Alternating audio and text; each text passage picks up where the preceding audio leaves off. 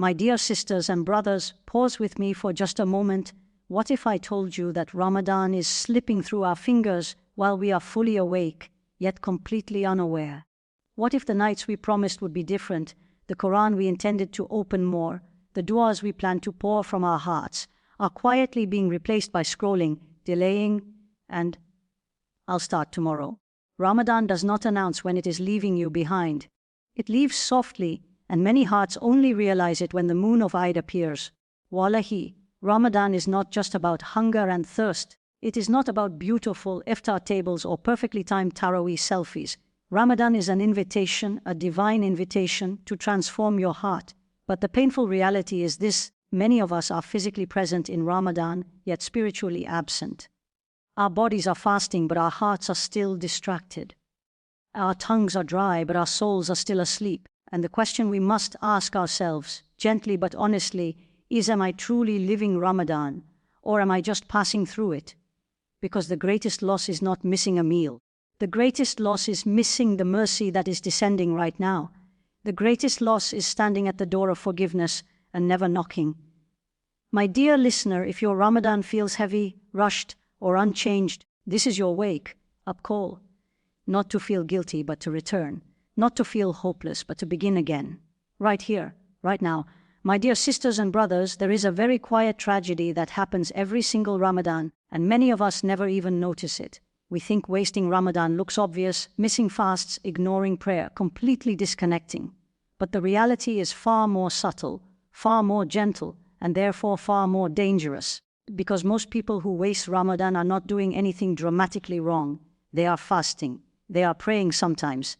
They are attending iftar gatherings. From the outside, everything looks fine. Yet deep inside, the heart is not moving. The soul is not softening, and the transformation that Ramadan was meant to bring never arrives. Ramadan was never meant to be just a change in eating schedule. It was never meant to be a cultural routine that comes and goes every year while we remain exactly the same. Allah did not prescribe fasting so we could simply count the hours until Maghrib.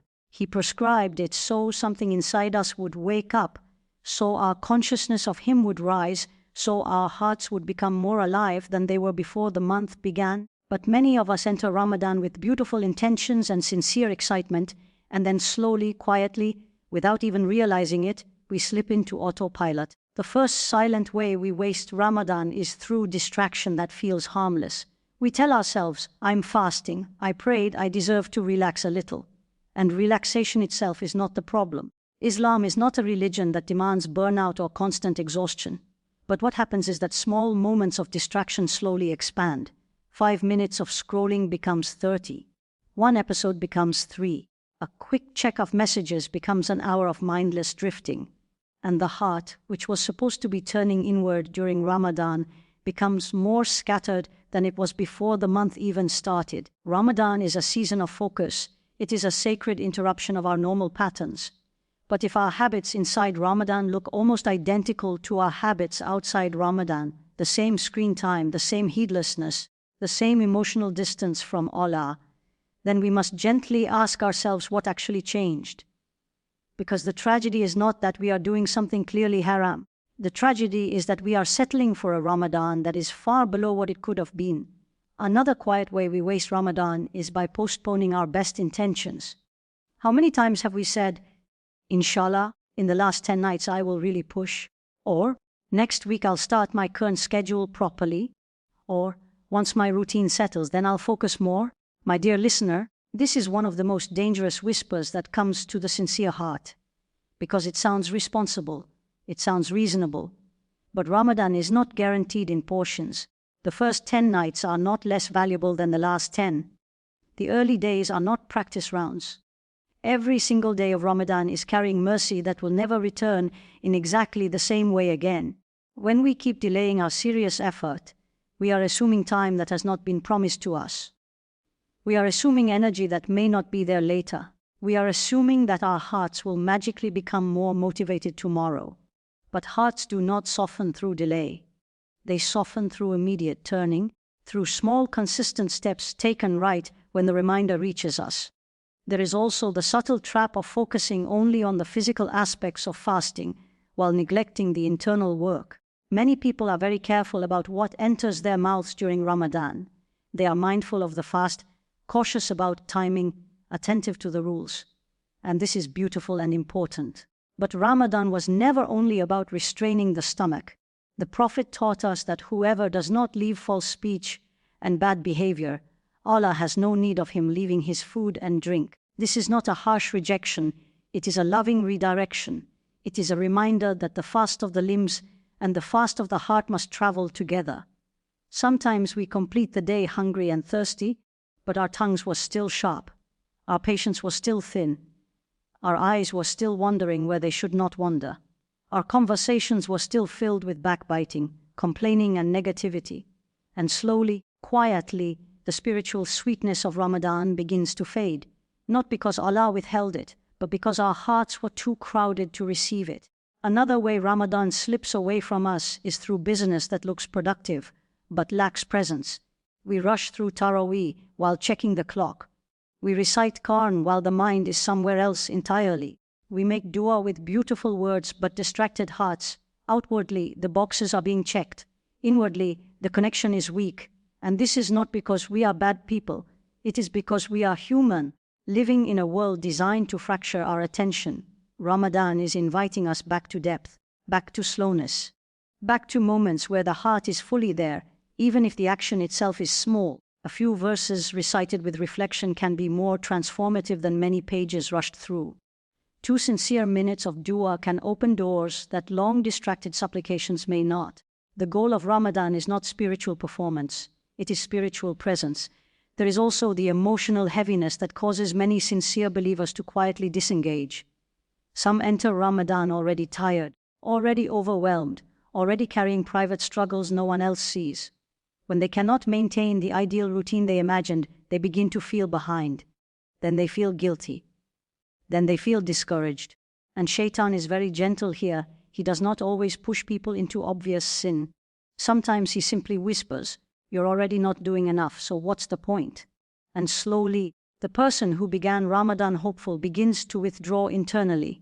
My dear listener, feeling imperfect in Ramadan is not failure. Feeling that you are struggling to keep up is not proof that you are wasting the month. The real danger is when discouragement makes us stop trying altogether. Allah did not invite perfect people into Ramadan. He invited tired hearts, distracted minds, and struggling souls precisely so they could be renewed. The door of this month was never meant for the flawless. It was meant for the returning. Sometimes we also waste Ramadan by measuring it against others instead of measuring it against our own sincere capacity. We see someone finishing multiple Quran completions, someone standing long hours in prayer, someone posting beautifully organized worship routines, and instead of feeling inspired, the heart quietly feels small. Comparison, if we are not careful, steals the personal intimacy that Ramadan is meant to build between us and Allah. Your Ramadan was never meant to look exactly like someone else's. Your responsibilities, your energy, your season of life, all of it is uniquely known by Allah. What He is looking at is not the volume of your worship compared to others.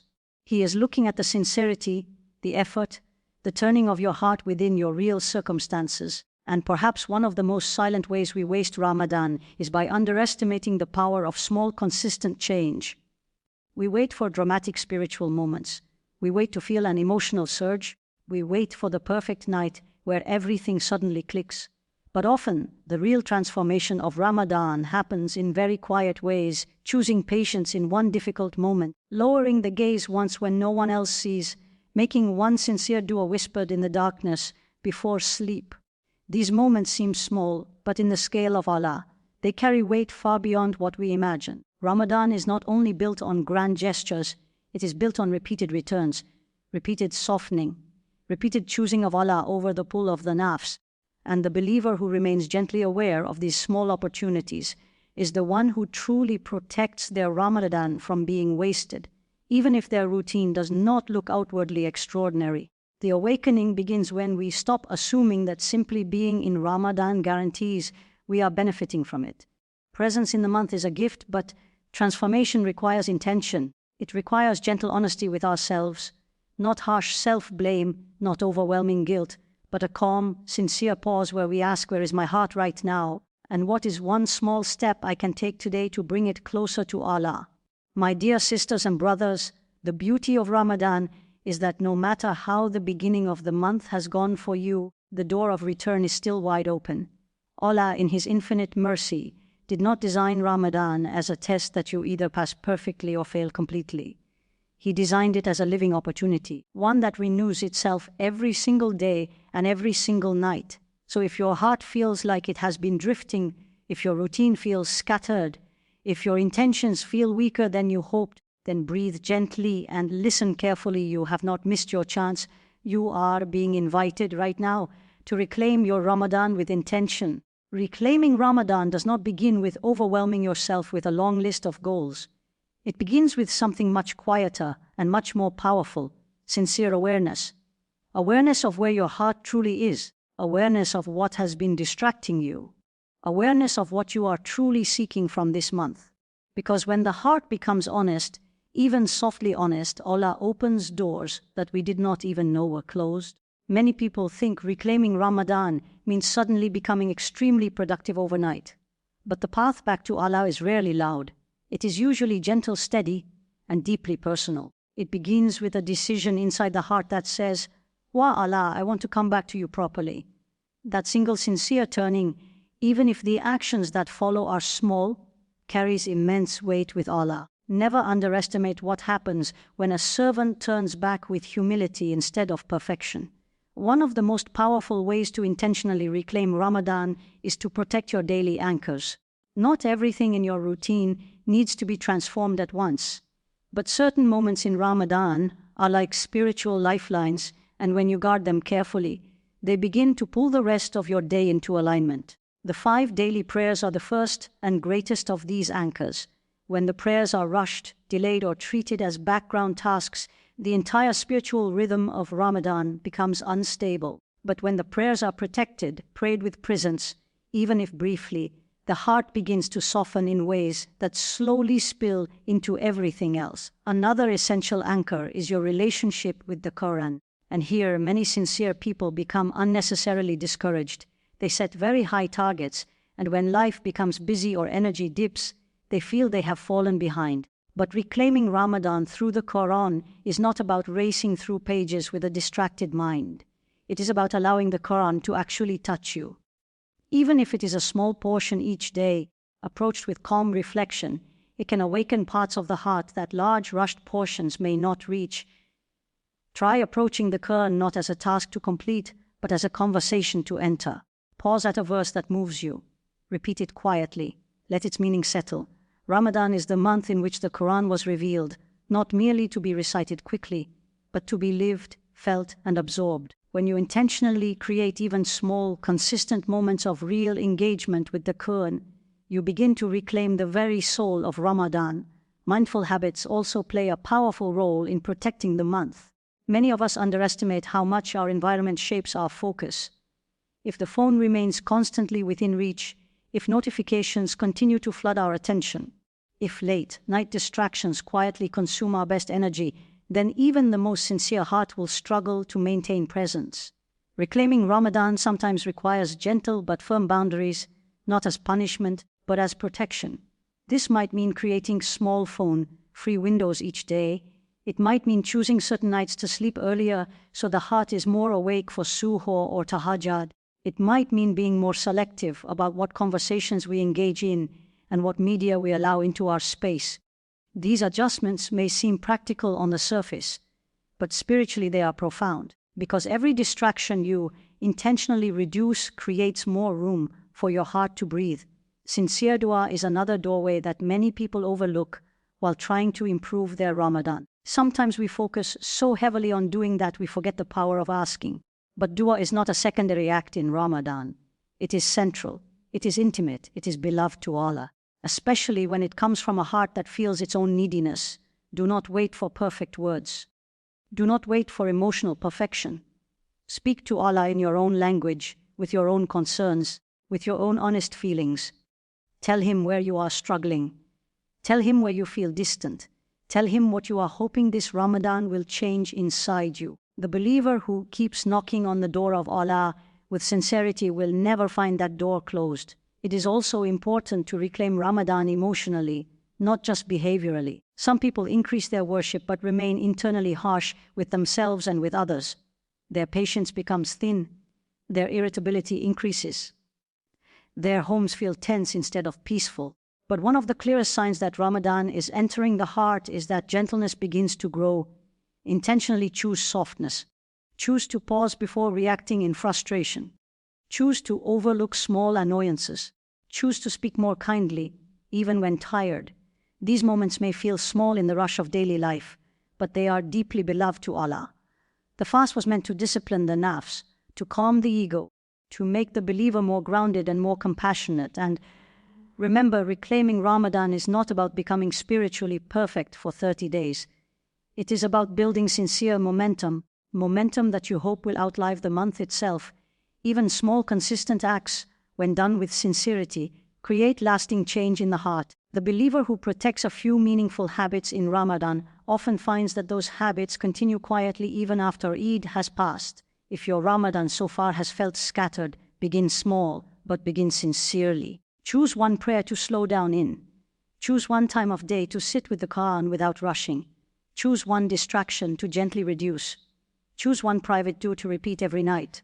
These small, intentional steps are how hearts are rebuilt, not through sudden spiritual explosions, but through steady, sincere return. And above all, hold tightly to hope. Shaitan loves when believers feel that they have already fallen behind beyond repair. But Allah's mercy in Ramadan is vast, immediate, and constantly renewing. The night you turn back sincerely can become the night everything begins to change. The moment you soften your heart can become the moment Allah opens doors you did not even know you needed. So do not measure what remains of Ramadan with anxiety. Measure it with intention. Measure it with sincerity. Measure it with the quiet confidence that every step you take toward Allah, no matter how small it appears, is seen, is valued, and is capable of transforming your entire journey if you allow your heart to return fully, gently, and sincerely right now.